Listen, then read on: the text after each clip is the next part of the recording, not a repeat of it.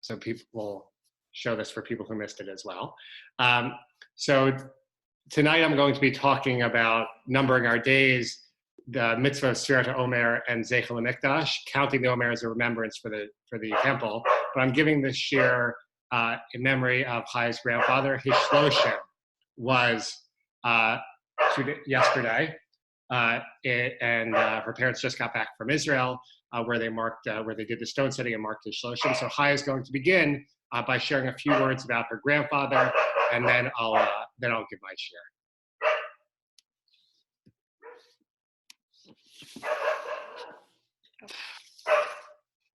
Do you want to go deal with the dog?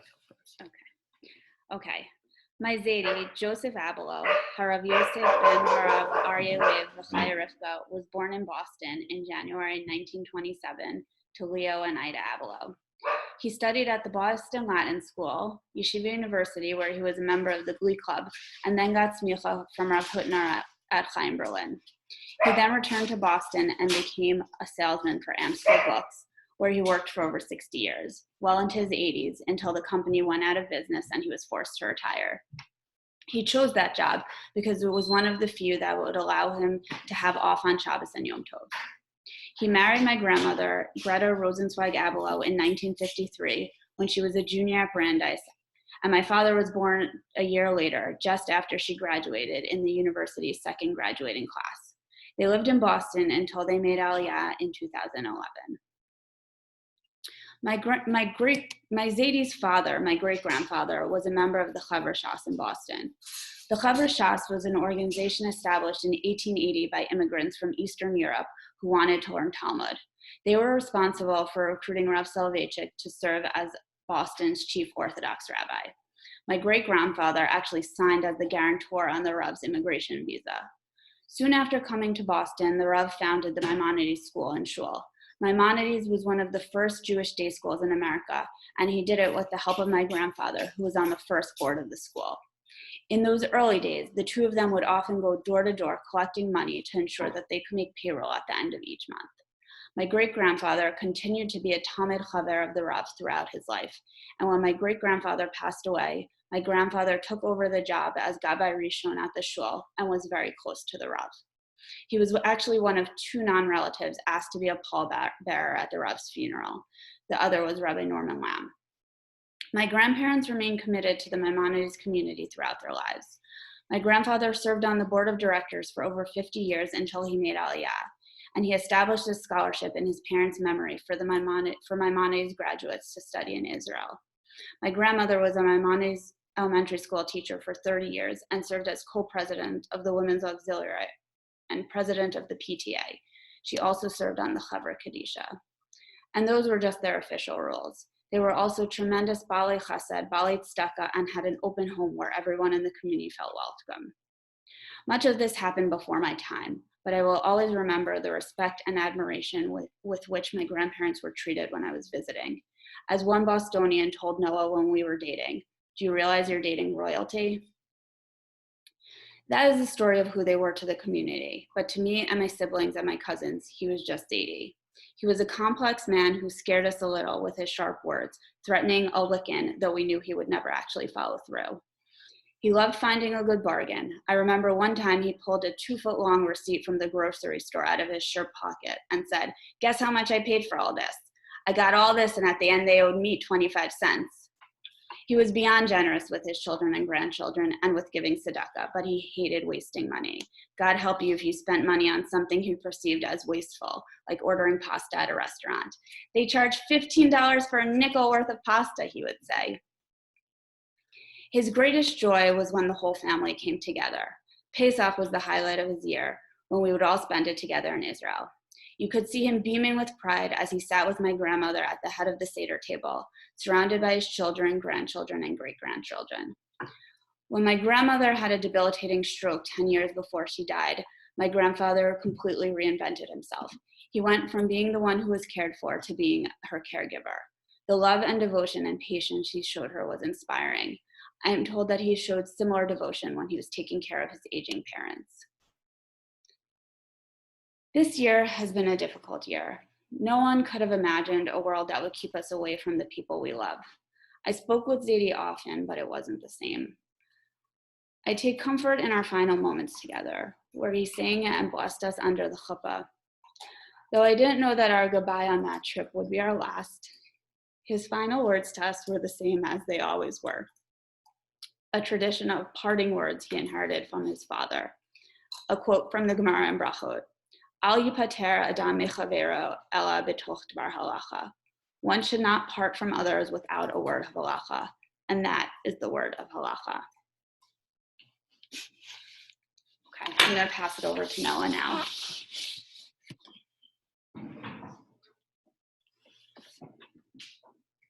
Okay, so I'm going to go ahead and share my screen.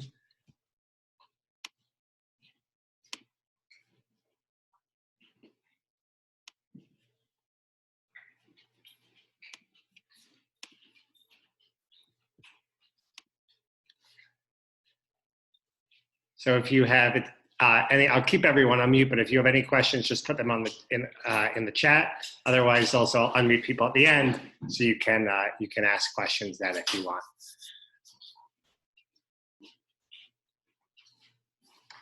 And I'll talk a little bit about Zaidi, Chai's grandfather, at the end. But one thing that I will say about him now is that I only obviously got to know him for a little while, for a couple of years. But even at our first meeting, he was never shy about asking me what was taking me so long. So he said that to me right away, because we met while before Chai and I were engaged.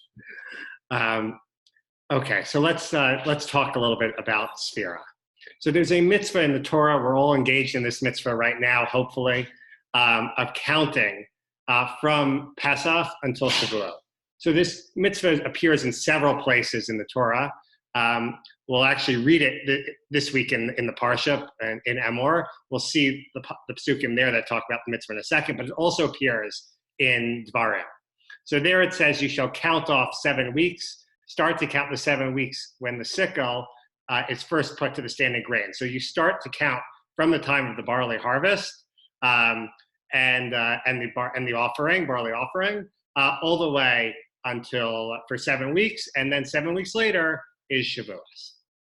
So what is the essence? What is the main purpose of this count and the emotions we should be feeling as we count? Well, according to the Rambam, it seems to be one of joy. That Shavuos is obviously when celebrates Matan Torah. We reenact receiving the Torah. And these weeks, this counting, gives us an opportunity to prepare. So the Rambam writes in Moreh Nevuchim, in the Guide for the Perplexed, Shavuot is the time of the giving of the Torah. In order to honor and elevate this day, we count the day from the previous festival, from Pesach, until it arrives. Like someone who is waiting for a loved one to arrive, who counts the days by the hours. And this is the reason for counting the Omer from the day we left Egypt until the day of the giving of the Torah. As this was the ultimate purpose of leaving Egypt, like it says, and I will bring them to me. So the whole purpose, the Rambam says, of Yetziat Mitzrayim is Matan Torah, is for us to receive the Torah. And that we're so eager for this to happen. We can't wait that we count the days until that moment, just as one counts the days until they see someone who they love again.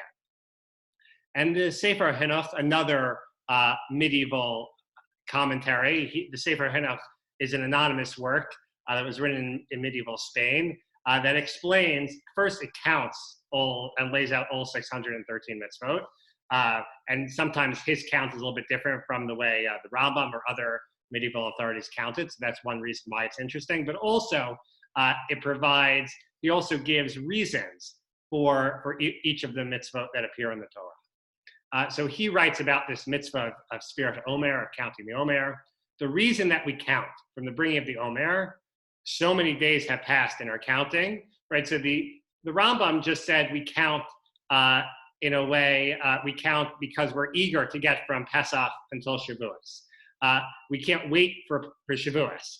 But the Sefer Henoch points out really that how do we normally count if in 2 weeks we're going to see someone we love or go on a trip or something? We're 14 days. We would normally count by saying we're 14 days away. Now we're 13 days away, and we would count down to the moment that we're looking forward to. Of course, the Sefer Henoch says in the Omer, we do the opposite. We don't count down, we count up, which is sort of strange if our emotion is really one of joy.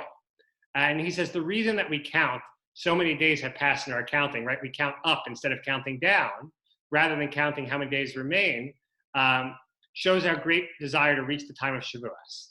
Therefore, we do not want to mention at the beginning of counting such a large number, right? If we started off by counting 50, we might grow sort of discouraged, or 49, we might grow discouraged that Shavuos is so far away from us. Therefore, we do not want to mention at the beginning of our counting such a large number of days that remain until we reach the offering of the 2 loaves on the Atzeret on Shavuot.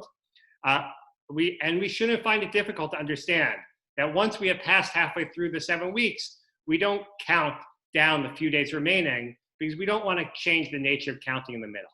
So the emotion, the Sefer Hanoch says, like as does the Rambam, is one of joy.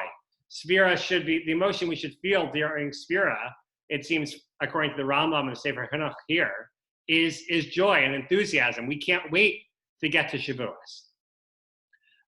And the Sefer Hanoch has this interesting idea that we count up instead of down, so we don't get discouraged at all by how far we have to go, especially at the beginning of the count. But of course, if I ask you what the main emotion is that we feel during Sphira, or that we're supposed to feel during Sphira, most of us would not say we associate Sphira to Omer with joy. Instead, we would say something quite different. Right? I think most of us would say that we associate Sphira to Omer with sadness, that it's a time of restrictions. We can't have weddings during this time. We don't listen to live music during this time. My beard is sort of overgrown because we don't shave during this period of time for another few day or two until Lag BaOmer. Right, so it's a time when we have all these restrictions associated with sadness, and none of that appeared in any of these sources that we've seen so far. So where does that come from? Well, that comes from the origin of that practice comes from the Gemara in Yevamot. So the Gemara in Yevamot tells us this famous story that we're probably familiar with. And it says, they said by way of example, that Rabbi Akiva had 12,000 pairs of students. So he had 24,000 students in an area of land that stretched from Givat to Antipatris in Judea. And they all died in one period of time because they did not treat each other with kavod, they didn't treat each other with respect. And it is taught, the Gemara goes on a little bit later, that all of them died in the period from Pesach until Shavuot. So according to the Gemara, this plague seems to have wiped through Rabbi Akiva's students because they didn't treat each other in a respectful manner, and they all died during this time. And that's why all of these rituals of mourning started during the period of Sphira as a way of grieving for Rabbi Akiva's students. Now, I didn't include it here, but the Gemara actually goes on and discusses what Rabbi Akiva did after his students died. And actually, Rabbi Akiva's most famous students names like Rabbi Meir, who also is quoted frequently in the Gemara and the Mishnah, others famous names that we would hear, those are students that Rabbi Meir had after this occurred. So as we look at this Gemara and we think about the grief that Rabbi Akiva must have felt as he lost of all his students, his life also is really one of overcoming tragedy, because his greatest students, the ones that we all quote today, came when he rebuilt after this event. But that discussion, I think, is for another time. But this is the first source for grieving and mourning during Sphira. Also, especially for the number of the restrictions, the mourning restrictions, mourning rituals took on much greater weight in Ashkenazi communities, because during the Crusades, a lot of the worst of the Crusader violence against the Jewish communities, especially in Germany, happened during the period of the Omer, after Pesach. And in fact, that's why many German communities actually observe the mourning period not the way most of us do, which is until Lag BaOmer, but they observed it in the month of Iyar, because there were communities that were devastated by the Crusaders even after Lag BaOmer. And that's another reason why we oftentimes associate, for many of us, we would associate Sphira not with a time of joy, feeling of joy, but instead sadness and loss. So at this point, I think, though, it seems like even though if we think of Sphira, counting, and we normally connect that with sadness and mourning, really, based on the sources we've seen so far, these appear to be two separate things. There's a sense of joy. We saw that the Rambam says that's inherent in counting because it's helping us prepare for Shavuos, and it's an expression of how much we can't wait for Shavuos. So there's that sense of joy, and separate from that, we have the sense of mourning and loss that's connected to the deaths of Rabbi Akiva's students in the times of Chazal, and then also in the Middle Ages to the devastation of the community, of the Ashkenazi communities by the Crusaders. These seem to be two separate things, even though today we conflate them. So is that just sort of a mistake on our part? Should we try harder to keep these two emotions separate? Should we think of counting as really being joyful and the restrictions as being something else? Perhaps, but not necessarily. So the Abelow, or a medieval commentator, points out that with most mitzvot, right, when we do them for the first time after not doing them in a year, we say Shechianu. But that is not true about Sfirat HaOmer, right? We don't say a Shechianu over this mitzvah. And he was bothered by this. So he writes, we don't find that Shechianu is said, except in regard to something which gives a benefit, like lulav, which brings joy, or shofar, which is a reminder of God's connection with the Jewish people. However, with Sfirat HaOmer, there is nothing positive in this remembrance. Instead, it hurts our soul to be reminded of the temple's destruction. So the Abelow is saying that we only recite Shechianu on doing a new mitzvah that's going to bring us joy, or at least have some positive connotation for us, like shofar. But Sphira connotes something totally different, right? Instead, Sfirat HaOmer itself, even without thinking of Rabbi Akiva's students, he said just the mitzvah itself reminds us of the temple's destruction and causes us a sense of anguish. So why would that be the case? Well, in our parsha that we're going to be reading on Shabbos, it describes the mitzvah of Sfirat HaOmer as well. And it says, from the day on which you bring the sheaf of the elevation offering, the day after the Sabbath, you shall count off 7 weeks, and they must be complete. You must count until the day after the 7th week, 50 days, then shall you bring an offering of the new grain to the Lord. So in these psukim, it seems very clear that actually the counting is connected to the offering that was brought, to the Omer offering. And there's really a question. If we can't bring an offering anymore, do we even count? Or what is the nature of our counting if it's disconnected from the offerings that we would bring? Certainly disconnected from the Omer offering that was brought on the second day of Pesach. And that's why the Abelow is saying counting reminds us of what we don't have. Because really, when we count the Omer, there should have been an Omer offering, but we don't have that anymore. So instead of bringing us any sense of joy, it just reminds us of loss. And Rav Soloveitchik writes also about counting. He writes that about counting and sadness. He writes that the act of counting is infused with a note of sadness and impatience. What does counting demonstrate, if not the lack of something very important? A state of at least temporary frustration and failure, a state of expectancy that the future will compensate for or redress a wrong done to us. So for the Rav, counting always has some notion of sadness to it, because it means even if we're looking forward to something in the future, it means we don't have it now. And certainly counting like the Omer, that's also sort of looking backwards on the past to the Omer offering that was brought in the Beit HaMikdash, that was brought in the temple, also gives us a sense of sadness. And in fact, this idea that perhaps counting itself and the mitzvah of the Omer has a sense of loss involved in it isn't just found in the Abelow and the medieval, a medieval commentator, or in the Rav. Already it's found, this comes up in the Gemara's discussion of this mitzvah.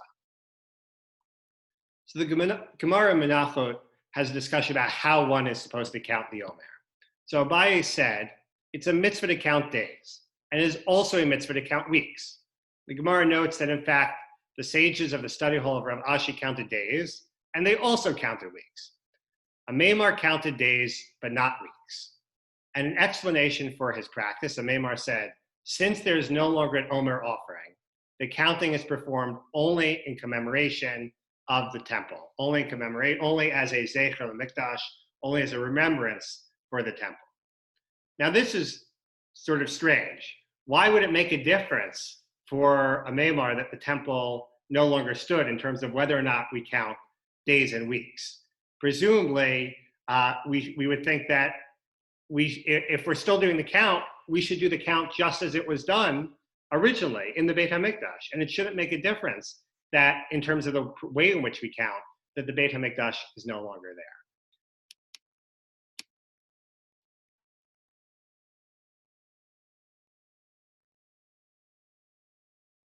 So Sherry asks that when we say the prayer of the day, we say the day in regards to Shabbos, like counting towards Shabbos. I think that is true, right? And that definitely by Shabbos is a marker for us, and Shabbos is the point we want to get to.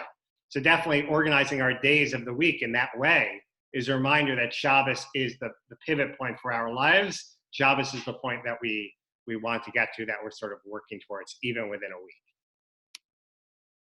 So why would it be, though, that counting, the way in which we count, is different after the Beit HaMikdash is destroyed?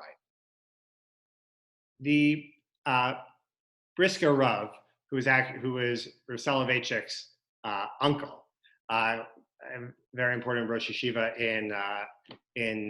lived the second half of his life in Yerushalayim, explains perhaps what the reason behind a Maimar's position, why he thought that our counting should be different today than it was in the Beit HaMikdash. Why, instead of counting days and weeks as they used to, perhaps now we should only count days but not the weeks.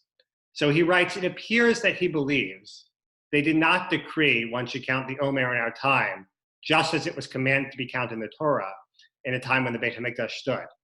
If that were the case, they would have counted the days and the weeks. Counting the weeks would also be required as a zecher, as a remembrance, just like the days. So he says a Maimar clearly doesn't think that when, and according to most authorities today, counting the Omer isn't a mitzvah min haTorah. It's not a deraita. We don't have this mitzvah on a deraita level. We have it only on a rabbinic level. The rabbis in the Gemara instituted that even though we don't have the Omer offering, we would continue to count we would continue this counting. But clearly, a Maimar doesn't think the purpose of the counting is to sort of reenact it exactly as it was done in the Beit HaMikdash in the temple. Rather, a Maimar must think, this decree was made so that it will be a Zecher Mikdash. And it was a special rabbinic decree of Zecher Mikdash, that they decreed one should only count the days. So in other words, counting a Maimar, and a Maimar didn't think we should count days and weeks. He just thought we should count days, because the whole purpose of the mitzvah, according to a Maimar, isn't that it be done just as it was done in the Beit HaMikdash, but instead, it actually should, every time we count, every day that we count, we should feel what we lack.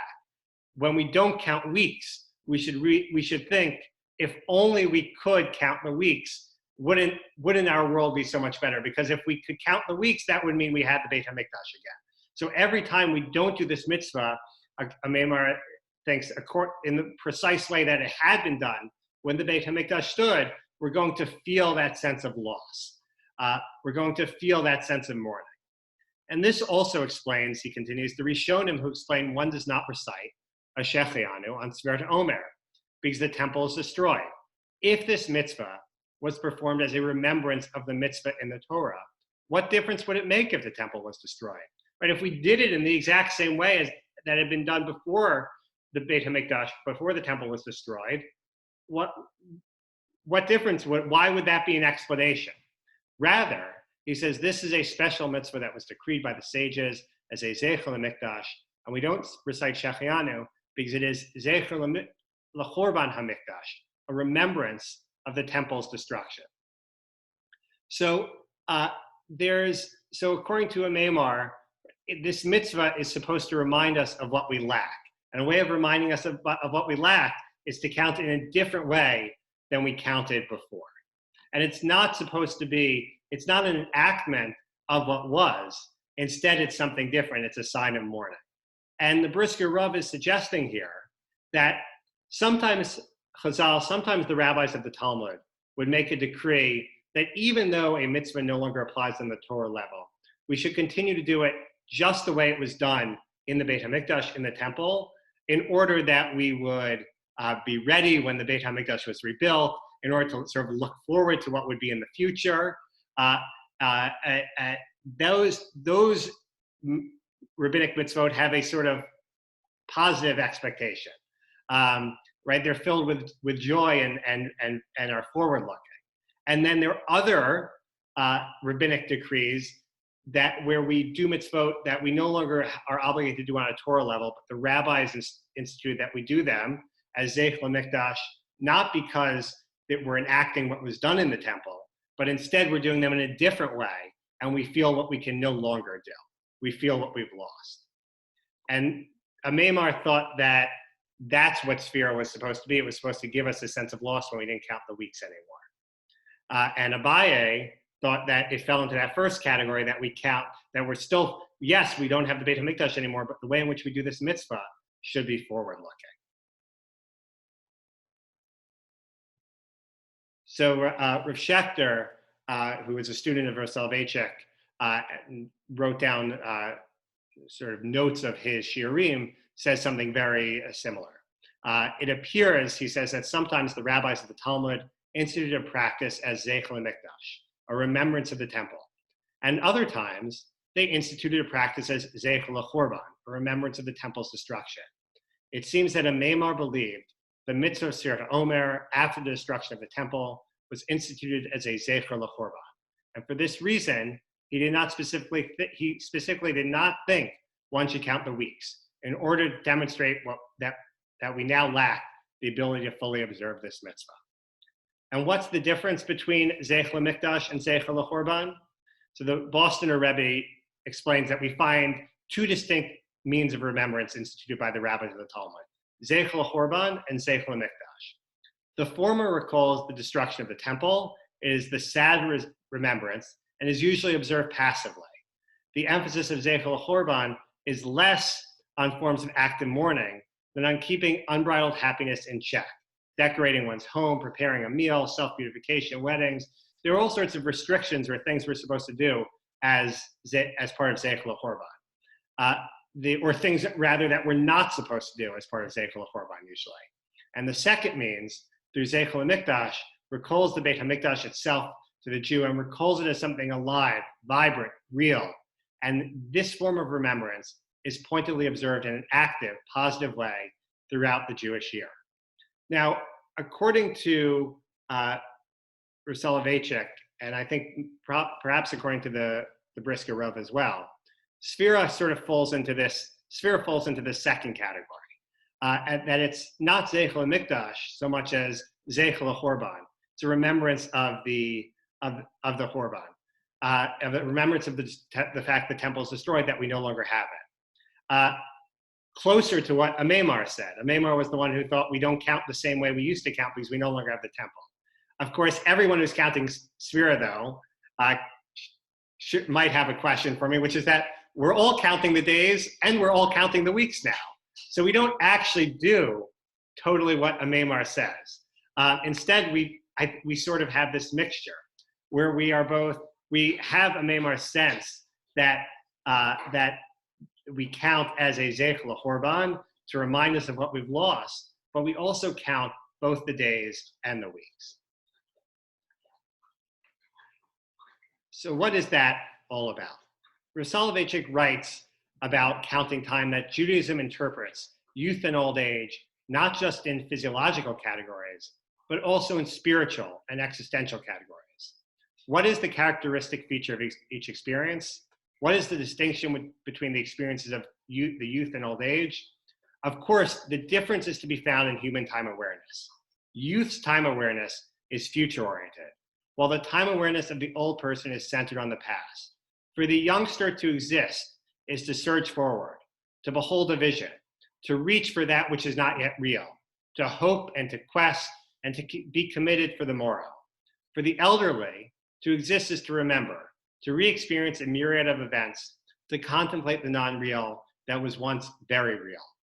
Thus, the young person is a believer, and the old person a skeptic. The young person is a searcher, a quester, a planner. The old person a reviewer, a meditator. So a Maimar, I think, in a sense, and these are archetypes that the Rav is presenting here. I don't think the Rav would say, and I certainly don't believe, that every old person's sense of time is past-oriented, sort of nostalgic, and mourning what was and isn't, it can't be any longer. And I know not every young person is future-oriented in their outlook, right? These are archetypes. But I think a Maimar fits that archetype of the old person in terms of how he approaches Sphira.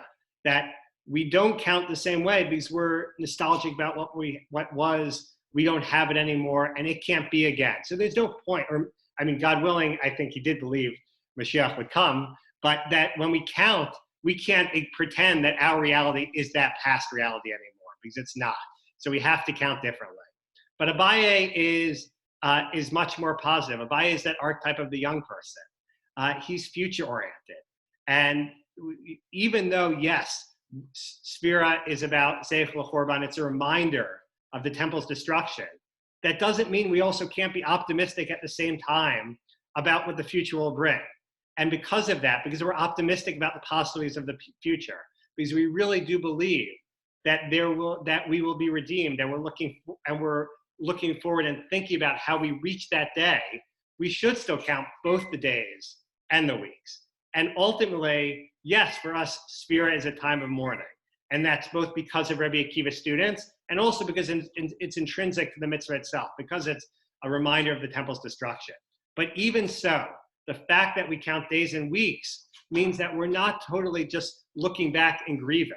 We're also optimistic, thinking about moving forward and what the future will bring, and reaching for that future, and reaching with expectancy towards what we can do tomorrow and the day after. And that's why we count both the days and the weeks, because we have this optimistic looking forward, forward-looking outlook. And if we want to see how these two archetypes also come into play in the Chumash, in the Torah, we can. So I think if we look at the Yaakov and Yosef at the end of their life, we really see two different ways of thinking about the past and the future. So Yaakov, when he is about to die, the Torah says, and when the time approached for Yisrael, Yaakov, to die, he summoned his son Yosef and said to him, "Do me this favor, place your hand under my thigh as a pledge of your steadfast loyalty. Please do not bury me in Egypt." So Yaakov knows, and the Torah tells us that the time of his death approached, the days of his death approached, and a lot of the Mefarshim wonder what that means, right? Normally, death comes in an instant. It doesn't. We don't talk about the days of one's death coming. So the Ramban, amongst others, explains that he felt exhaustion and undue weakness in himself. He wasn't sick. He just knew that he would not live much longer. At the end of his life, Yaakov was really looking at the past, looking at what was, not what could be in the future. And of course, Yaakov, even at the end of his life, when he's reunited with all of his sons and he sees them living in peace together, Yaakov lives a sort of tragic existence. He is the last of the Avot, right, the last of the forefathers. He's the only one of the Avot who's going to die outside of the land of Israel. And he's the only one of the Avot who knows that all of his children will die outside of Eretz Israel, who will die outside of the land of Israel. So he's looking back at what was and won't be again. He is the archetype of that old person that the Rav talks about. And he wants to know that he's going to be buried in the land of Israel, and he asks Yosef to do it immediately after his death. When Yosef dies, though, he says something very different to his brothers. It says, Yosef said to his brothers, I'm about to die. God will surely take notice of you and bring you up from this land, to the land that he promised on oath to Abraham, to Yitzhak, and to Yaakov. So Yosef made the sons of Israel swear, saying that when God has taken notice of you, you shall carry up my bones from here. So Yosef is the archetype, even in old age, even just before he dies. Yosef is the archetype of that young man, of the young person that the Rav talked about. Yosef, as he dies, is not thinking about what was and can't be again. Yosef is thinking about what will be in the future. Yes, you will be slaves in Egypt, but God won't forget you. God will bring you up from the land. And when you go up, bring me with you. Because Yosef is forward-looking. And Yosef knows that even if the Jewish people will be enslaved for a time, they won't be enslaved forever. And the future will be better than the present. And they will return to Israel and can bring him with them then. And that's why Yosef is this archetype of being forward-looking and of hope. And when I think of Chai's grandfather, Zayde, whose name, of course, was Yosef, one of the things that people spoke about, we watched the Shloshim on Monday, one of the things everyone spoke about was that even though he was in his mid-90s, he was, thank God, in good health nearly his entire life. And that people really felt like he would be here forever. And I think that's also because he really possessed this quality of Yosef, that if we can always be forward-looking, if we can always think about what opportunities tomorrow is going to bring, and not about what was and can't be in the past, but instead what can be tomorrow, then no matter what age we are, we will always be that archetype of the young person. And I think those around us will always have this sense that we will be here for a very, very long time.